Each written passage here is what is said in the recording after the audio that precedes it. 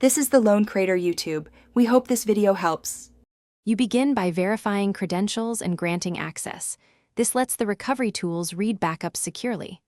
Once logged into the correct account, make sure backups are available: iCloud, Google Contacts, or an exported VCF file. You should connect to Wi-Fi and power so sync's complete without interruption.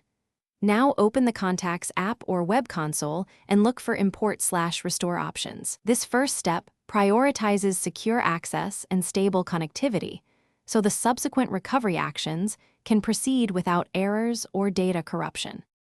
Once done with setup, choose the appropriate restore path. If you use Google, open Contacts. Google, and use undo changes to revert up to 30 days or import a VCF you previously exported. If you use iCloud, log into iCloud. Go to Account Settings and restore contacts from an archive. For a local VCF, import directly into the Contacts app or through your phone's file manager. Make sure to wait for sync confirmation. Otherwise, you risk partial restores or duplicated entries. To finish, let the device complete a full sync and verify that essential contacts are present. You should merge duplicates using the Contacts app or Google's Merge Duplicates tool to tidy entries.